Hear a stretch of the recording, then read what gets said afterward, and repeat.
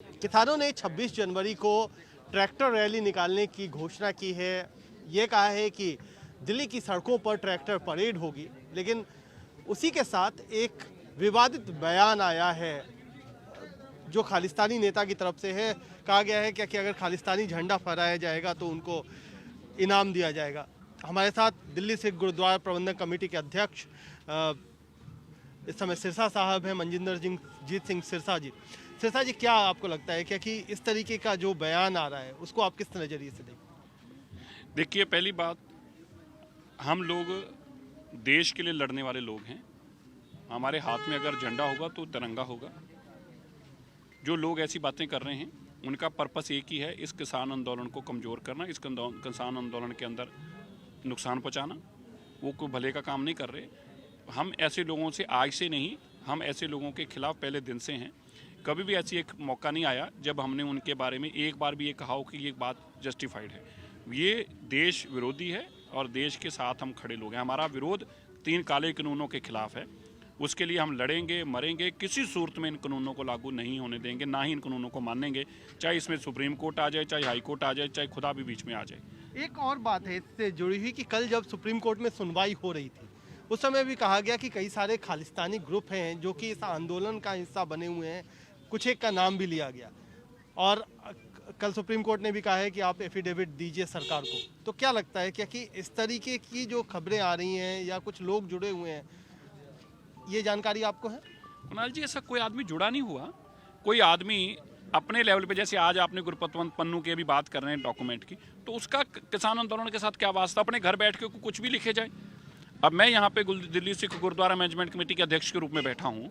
अब मैं कहाँ पे कोई स्टेटमेंट दे देता हूँ और उसका मेरी स्टेटमेंट जो किसानों की स्टेटमेंट तो नहीं मानी जाएगी। मैं अपनी राजनीति चमकाने के लिए कुछ आगे बोलकर चले जाऊँ, उसका मतलब ये नहीं है कि उसका किसानी आंदोलन से नुकसान हो।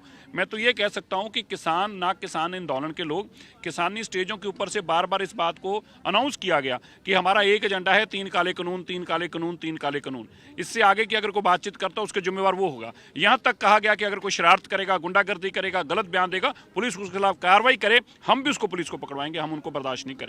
इसलिए ये जो लोग कर रहे हैं, हम उनके साथ ना किस सूरत में थे ना हैं। ये देश की कोई लड़ाई नहीं है, ये काले कानूनों की लड़ाई है और काले कानूनों के लिए लड़ेंगे। उसके लिए देश, सरकार हमें गद्दार कहे, सरदार हमें देश विरोधी कहे, जो मर्जी कहे, हमें परवाह नहीं है। लेकिन हमारी लड़ाई तिरंगा हाथ में पकड़कर है, तिरंगे को उतार कर या किसी और हमारी सोच के साथ ये लड़ाई नहीं है। लेकिन कुछ लोग, आप मानेंगे क्या कि ऐसे लोग घुसने की कोशिश कर रहे हैं? जरूर करेंगे, क्यों नहीं करेंगे, करते आए हैं। जब भी कोई ऐसे आंदोलन खड़े हुए हैं, जब भी कोई ऐसा विरोध खड़ा होता है तो उनको लगता है कि हम इसमें अपनी रोटियां सेकें, हमारी दुकान चल जाए, हमें पैसे इकट्ठे हो जाएं, तो अपनी दुकान चलाने की कोशिश करते हैं। उनको रोकने के लिए आप लोग क्या कर रहे हैं? हम तो कह रहे हैं, हमें तो हमारे तो सामने आए, हम तो पकड़ के पुलिस को खुद देंगे।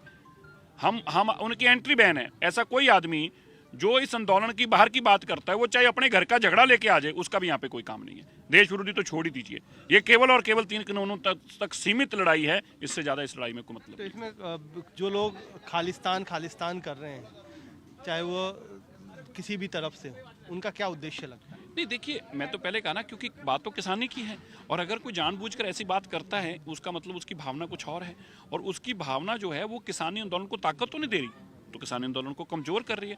तो जो किसानी आंदोलन को चीज कमजोर करी, उसका साथ कोई ऐसे कैसे दे सकता? हम तो नहीं देंगे, कभी भी नहीं देंगे। तो सीधी सी बात है,